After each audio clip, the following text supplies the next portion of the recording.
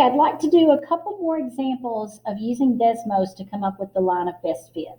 So let's look here. What polynomial function has a graph that passes through these two given points, 4, -1 and -3, 13? Now I'm going to treat this as if you haven't seen it, just so we can review that Desmos and how to key that in. So we're going to go to the Desmos graphing calculator, and we're going to go to this plus sign where it says add item, and then we're going to add a table. And these points that I have right here, I'm going to put into this table. So I'm going to put 4, -1, and the point -3, 13. So we're going to come down here, and we're going to type Y1, and then shift, and then the key that is beside the number 1 on your keypad. So Y1 and that.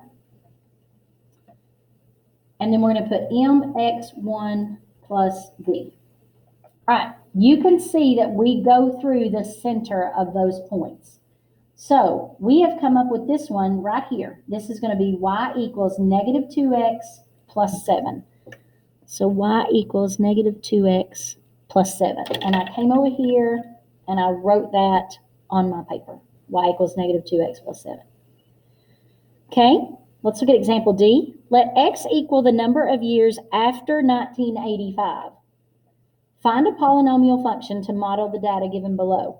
Now what that means is, since it says let x equal the number of years after 1985, I can't key in my calculator 1985, 1990, 1995, and 2000, because that means I would be keying in the number 1985. So what we want is this 1985 is our year 0. And then the number of years after 1985. Well, 90 is 5 years after 85, so this is going to be 5. 95 is 10 years after 1985, so I'm going to key in 10 there. And then 2000 is 15 years after 1985, so I'm going to put in 15. So instead of putting in the year, I'm going to put in these. And it's because of what it gave me right here, this information. And then this is going to stay the same. So I'm looking for a polynomial function. So let's go key this in. I'm going to close out what we had done before. We go to add item, and we're going to add a table. Okay, so we're putting 0, 5, 10, and 15. And then over here, the numbers that I have, 49.3, 70.2, 71.8, and 82.6. Now, I'm going to have to zoom out to see these points. There they are. Okay, so there's my points. All right, so let's try. That does not look like a line, but let's try it. Y1, and then shift and the number beside the 1, the key beside the 1.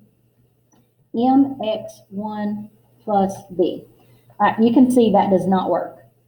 All right, so let's change this to AX1 squared plus BX1 plus C. All right, again, that does not go through my black points. So we're going to have to go to a cubic function. So AX1 cubed plus BX1 squared plus CX1 plus D. Okay, this time we go through those black dots. You can see them. So this is what my function is going to be down here, this A, B, C, and D. So it's going to be Y equals 0.038x cubed minus 0.956x squared plus 8.01x plus 49.3. And I just came over here and I wrote that in as my equation. All right, guys, as always, if you have questions, let me know.